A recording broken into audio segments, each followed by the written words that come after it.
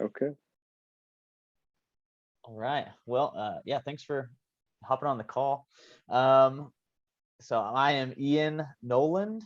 This is an engineer interview of Austin Clark for GE 101. I kind of just introduced you, but Austin, could you give us start off with a little basic info, your name, what degree you have, and then what schools you attended? Okay. I'm Austin Clark, and I'm an electrical engineer.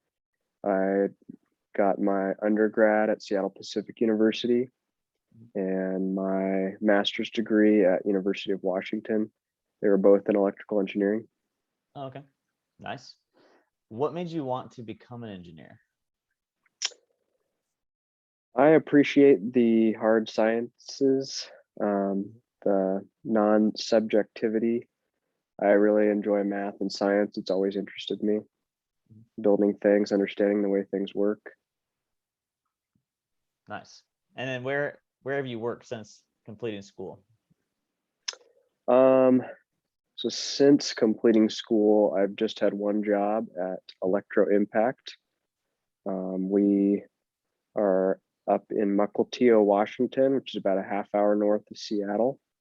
And we specialize in building aircraft assembly equipment, spacecraft assembly equipment. So robotics and machinery for building anything that goes in the sky.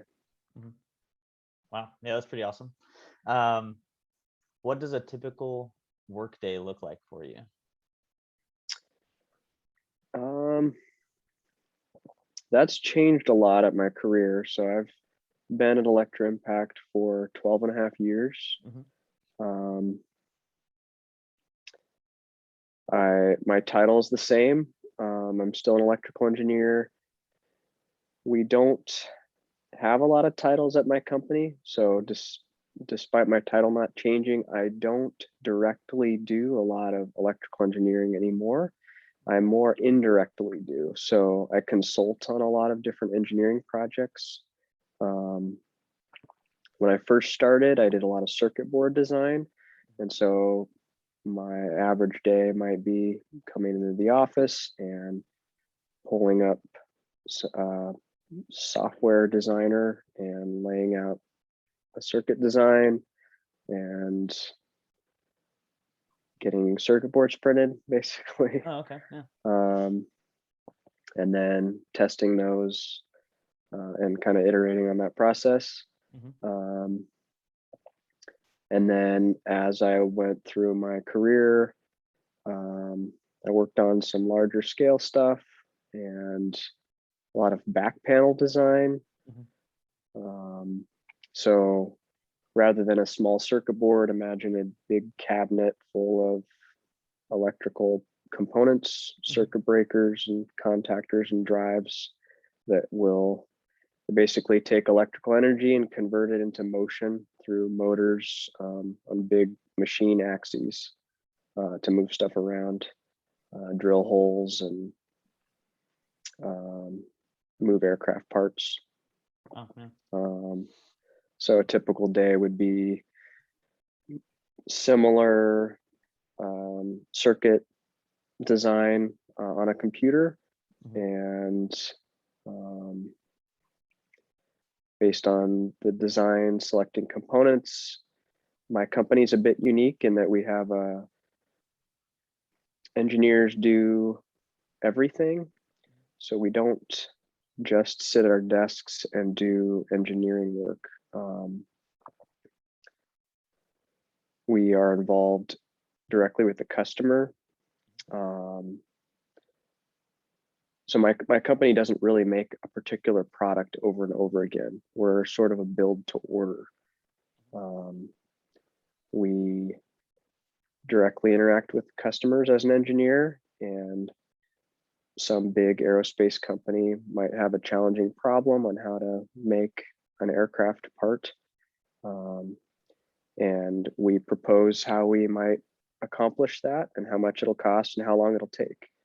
And if they move forward with us, then the same people, the engineers that interact with that customer, do the design part that I kind of outlined in my everyday.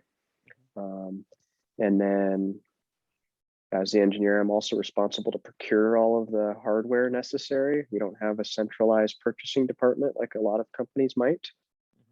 Um, and then receive and manage the inventory of the hardware, assemble all of the hardware, test all of the hardware.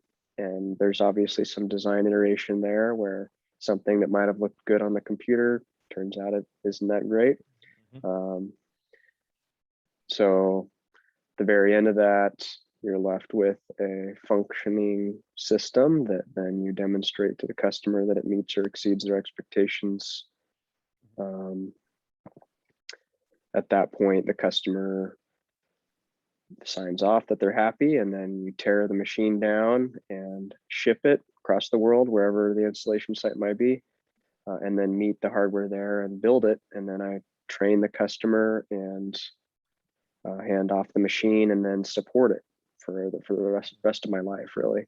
A lot of our equipment is designed to last 20 plus years. So the longer you're there, the more systems you're involved with and supporting Yeah. and customers you're interacting with.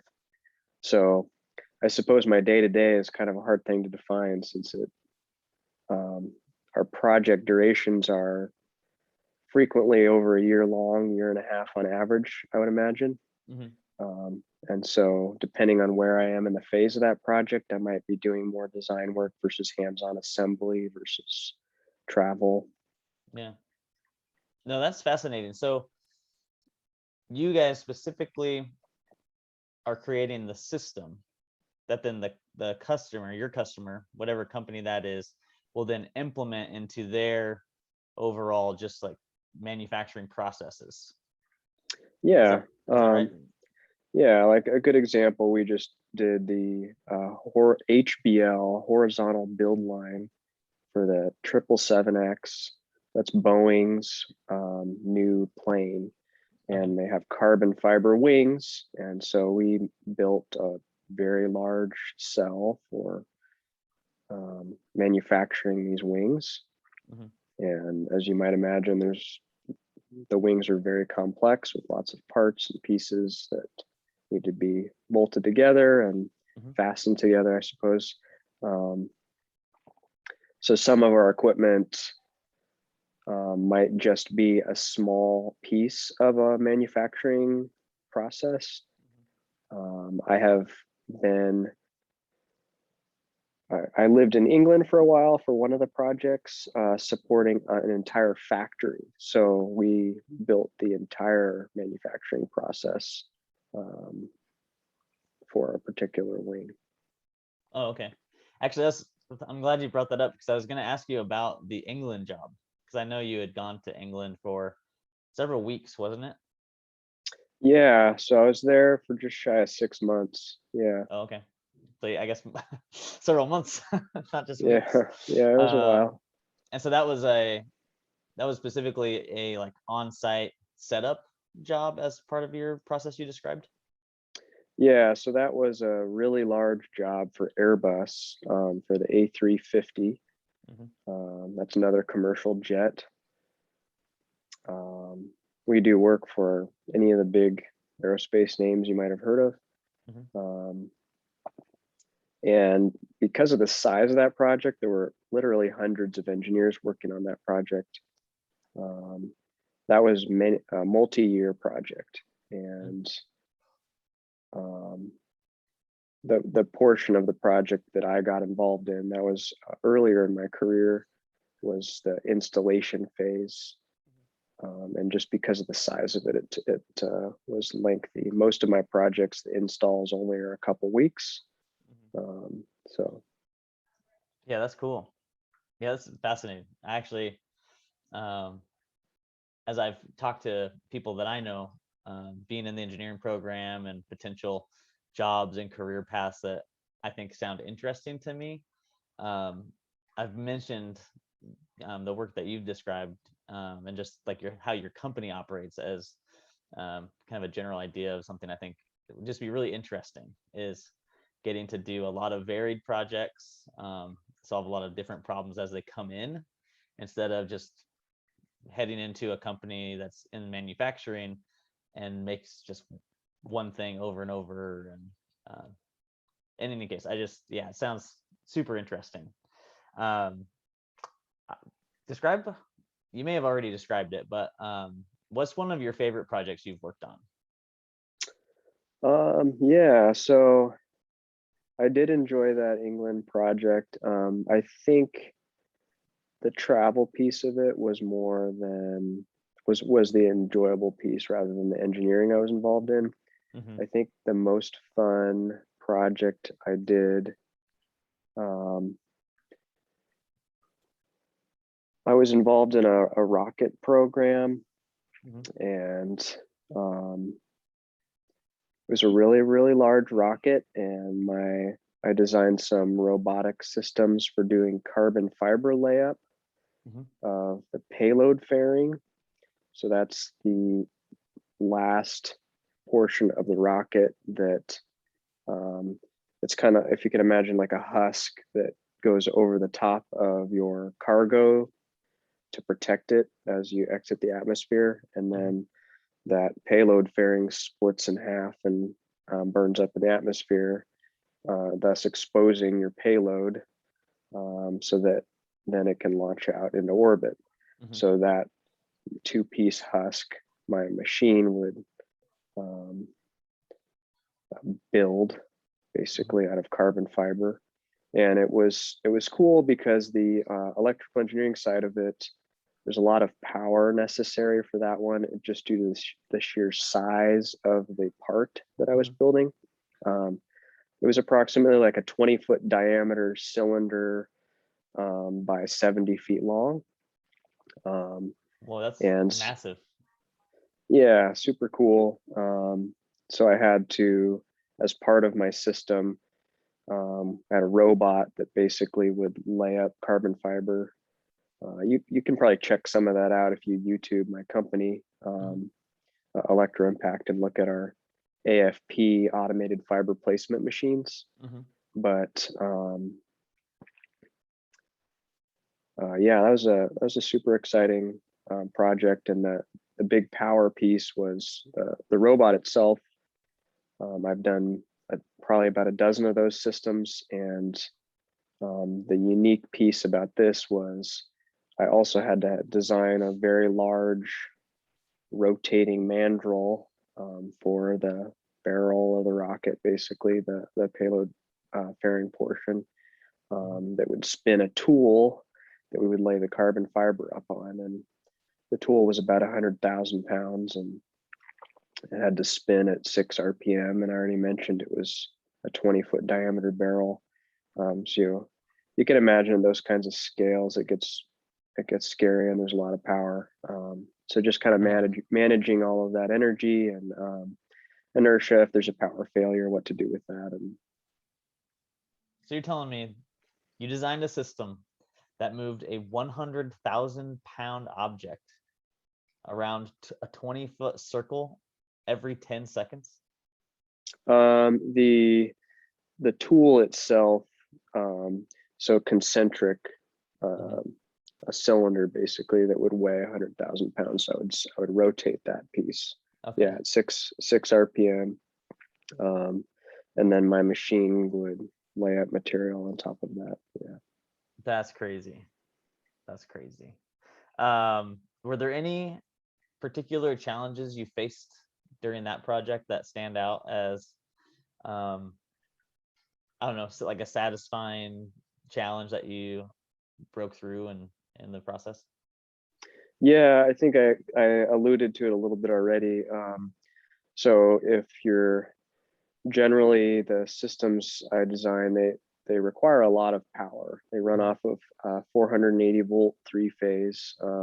This particular one was a 400 amp 480 volt three phase system, Hmm. um, and the drive systems that I use have regenerative capability. So they can pull power from the power grid and also push it back to the power grid. Um, so if you're decelerating some big mass, you're going to want to be shoving energy up on the grid to get rid of all of that. So you can imagine if there's this 100,000 pound thing spinning that fast, um, if you had a power failure or in some way lost connection to the grid and then you couldn't get rid of that energy, what to do with that. Yeah. So that was interesting, challenging, and resulted in a giant resistor bank where I would short the motor windings with big resistors and dissipate the energy that way. Oh, cool. It, Yeah, that's interesting. All right, let's dive back into some of your like school years. Because I'm curious to hear about just the schooling process for you and what you've experienced. What were some of the highs and lows, maybe specifically for undergrad? um, let's see. I suppose undergrad for me, I really enjoyed the core engineering classes. Like there's a bunch of non-engineering coursework that I think makes you a more well-rounded person to study. Some of that stuff is pretty terrible. Mhm. I think my least favorite course was European art history. That's just murder. Uh, Did so you, that now that sounds like what did you have to take that specifically for some reason? um, I don't recall. That sounds like an arts and letters where you had to pick from a list and Yeah, I my college experience, there was a little bit of an illusion of choice in some cases. So Mhm. there's so many credit requirements and a schedule you have to make to graduate in 4 years that suddenly this very long list of options narrows down a lot based on when certain engineering courses are offered. Mhm. Um, and so if you want to graduate in 4 years, suddenly all your electives become, you know, basket weaving or European art history. Yeah. So Yeah. I already took basket weaving. Uh, so Oh, yep. I'm experiencing some of that currently. I'm hoping that actually, because I have some of my courses already taken care of. Um, I'm hoping that frees me up a little bit to um, have more of that choice available. yeah, I probably erred too much on the side of caution and got stuff all in a row early because I had more choice later on and took some actual fun courses. Yeah. Um, but I can't imagine a world where I would elect to pick European art history if there was any other option. Yeah, no Uh, kidding. Oh, did you were there any things or any courses um and maybe even just scheduling or life things too, any particular challenges that stand out from undergrad? um, yeah, so at my, so I'll tell you about the course that I did the most poorly in. Okay. That was differential and series equations. I love math. I think I'm pretty good at math. I had a hard time in that class. The professor was great. He did have very high expectations for his students. A lot of people failed. At that time, I had an injury on my arm, and I had to see a doctor every week, which um, so I went to undergrad at Seattle Pacific University, and there's this drawbridge there, and they were doing repairs on that, and so it was closed. And that's kind of the main route to get to where this office was, this doctor's office. And Mhm. I didn't have a car at the time, and so I had to take the bus.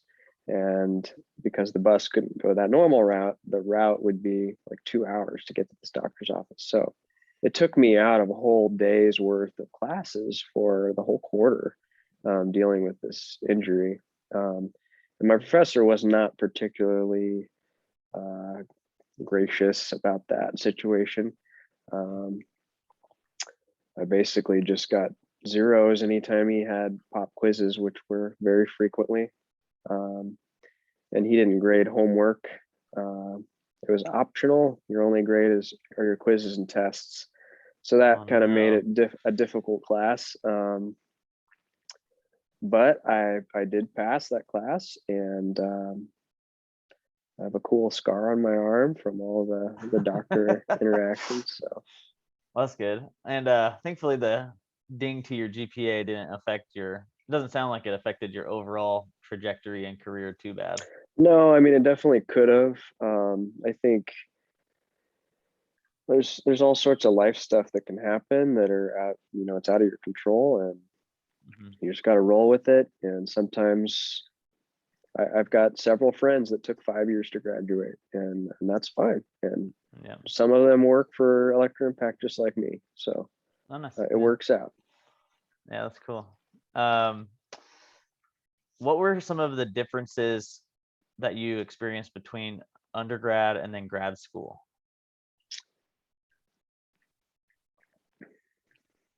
Um,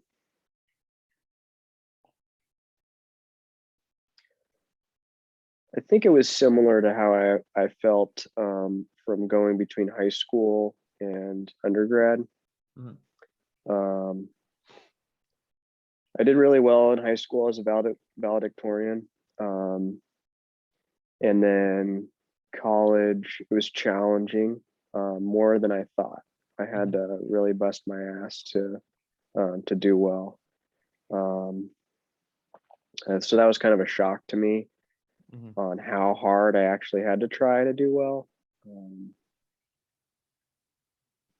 Yeah, I went from, if you're paying attention and doing well and trying, you basically get an A in high school, to um, professors who would deliberately, um, I guess it's more grad school for me, professors who would deliberately make tests impossible to finish to ensure that everyone in their class got challenged and they could actually rank everybody. They're not railing out a bunch of people and therefore are unable to distinguish performance at the top end.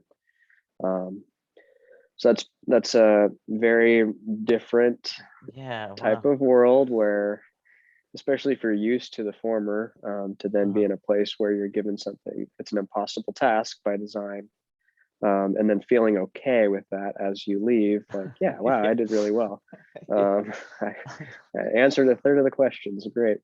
um, so I think that's kind of the extreme, is the Mhm. high school to grad school for me was maybe um, and then undergrad was kind of in between. It was certainly more challenging. um, Grad school, a lot of engineering companies will help fund grad school. Electroimpact paid for some of my grad school. I I remember my first grad school class. There were about 120 students the first week, and then the homework was due, and it dropped down to 40 students. Um, it's super hard when people. I suspect that when your company is willing to pay for it, people are like, "Great, why not? I'll just do this." And then when they realize, "Wow, I will have no life for a while." Mhm. So if it was unclear earlier, I went to grad school while employed at Electroimpact. So my wife, um, I didn't originally anticipate doing that. Mhm. I kind of aspired to go to grad school, but I never really planned to. Mhm. But my wife was working on her PhD at the time, and so I recall coming home after work and like, "All right, let's hang out." She's like, "Sorry, I'm studying." And that got old super Bummer, fast. I was yeah. like, well, hell, I guess I'm gonna go back to school too. Yeah. So I did, and I didn't have a life for a couple years because I'd Mhm. work, and then after work I'd go to school, and then the homework burden for grad school. If you think undergrad's bad, um, it's like a full time job. I had Whoa. assignments that would take 30 hours to complete. Plus your work week plus class time. So yeah, super Yeah. challenging. It definitely ramps up, and you're just digging deeper on the topics, really. Mhm. I think high school gives you a really broad understanding of lots of topics. Undergrad, there's some non-engineering related stuff that does that. And then even on the engineering side, electrical engineering is super broad. Mhm. And I think they try and give you a broad understanding of that. A lot of engineering coursework right now, based on people I interview, seems to be focused on embedded systems. Mhm. And so maybe a little bit overly so. And I suspect that's because of that's where the money is right now. Mhm. Um, I don't know if you just lost my video. My battery warning came on. Sorry. Oh yeah, Um, but you're fine. um, so yeah, Nice. Yeah, that's super interesting. Were you guys both in school with kids, or was this no, pre-kids? no, that's we both don't understand how people that manage that do it. Yeah. That would be crazy. School and like home projects, like house renovation stuff, just those are both much more challenging with kids. Yeah. Oh yeah. Um, did you do any internships while you were in school? Yeah, I interned at a company called Cypress Semiconductor.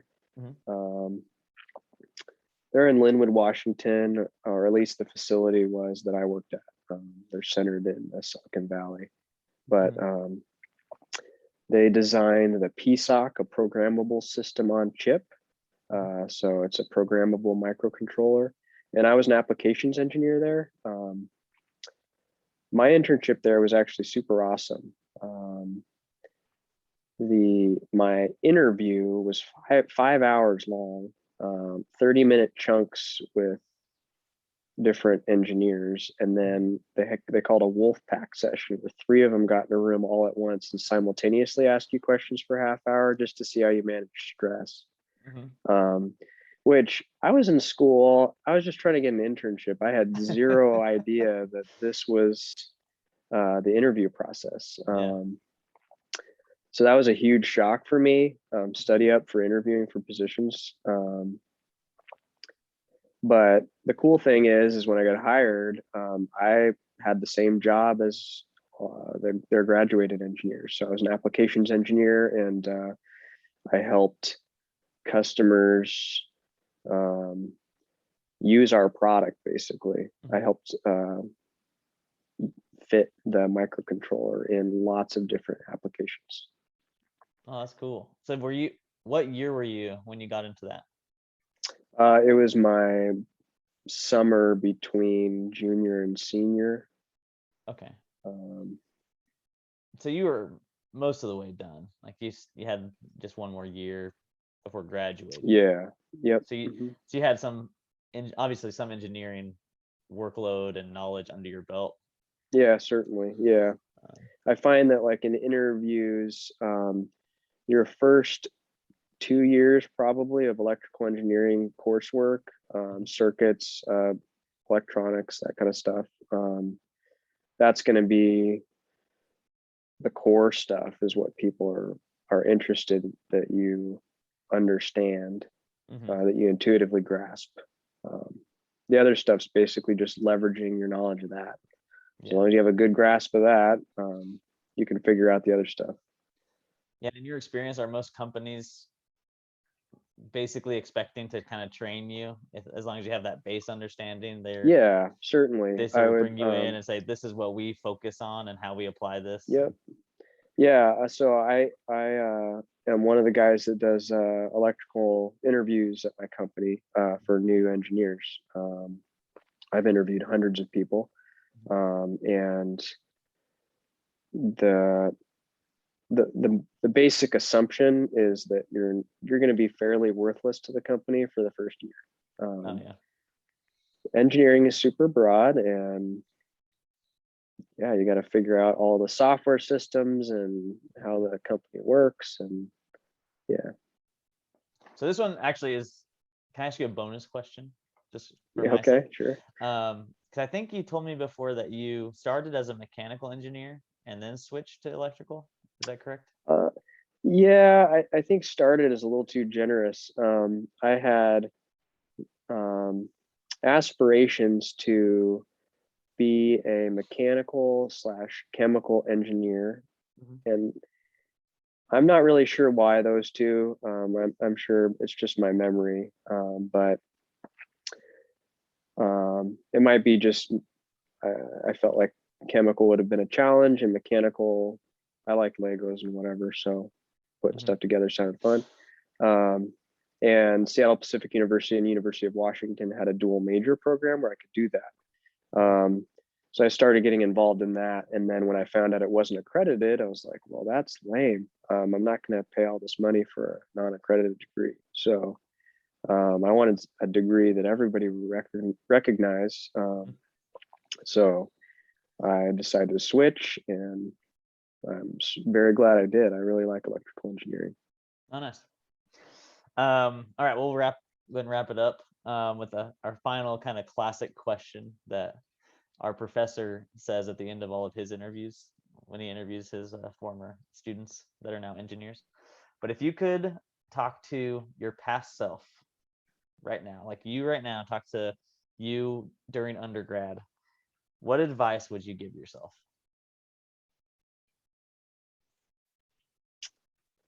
Um,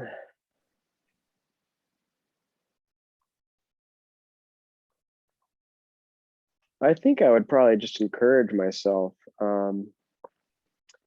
Engineering is hard. Like, and the engineering program's hard. I remember um, I had lots of roommates in the various houses I lived in that were not engineering students, and they were having a lot more fun in undergrad than I was. Yeah. I had Yeah. my nose in the books, and I was busting my ass, and um, didn't seem like they were as much. I'll put it that way, and that can be challenging. Mhm. So pair yourself up with some really good, steady friends who will spur you on to keep your nose in the books and stay focused. It will be a hard season, Mhm. and you'll get through it, and it'll be over before you know it. It'll seem long now, but then in hindsight, you'll be like, "Oh my gosh, I'm so glad I did this." You'll have a super fun career and Mhm. be decently compensated. Yeah. Yeah, it's not too bad. I'm just gonna be 40 by the time I finish. Yeah, that's Literally, actually. you got 27 years of career after that, right? Yeah, yeah.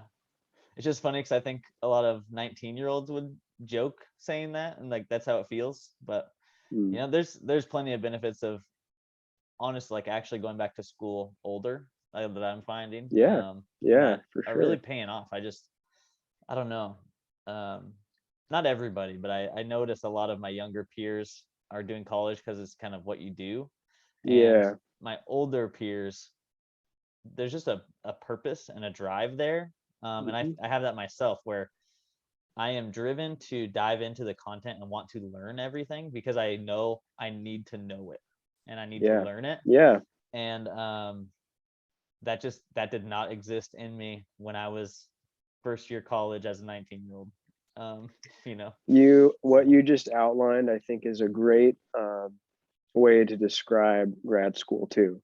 mhm. It will be that because you can imagine your peers are, it's a different peer set. Not everybody wants to go to grad school. It's the people who really want to dive in and have a purpose, as you said. So, Yeah. um, Well, that's cool. Well, yeah, thank you so much. I really appreciate your time and actually a lot of great insight and info. Can you say the name of your company one more time for anybody that's wanting to look it up? Electroimpact. Electro Yeah, it's a Impact. cool place. It's an engineering haven. It really is. It's a lot of fun. Mhm. And how many employees do you guys have at a time? Um, well, it's growing right now. We're hiring on all fronts. So if you know any friends who want to work for a cool place, send them my way. That we've got ads on Indeed for electrical controls, mechanical engineers, and right now I think we're just over 400 engineers Mhm. worldwide. Pandemic's kind of hit aerospace, but we're pulling out of it and growing. So, Awesome. Great. Well, thank you very much, Austin. all right, thanks, Ian. I'll talk to you later.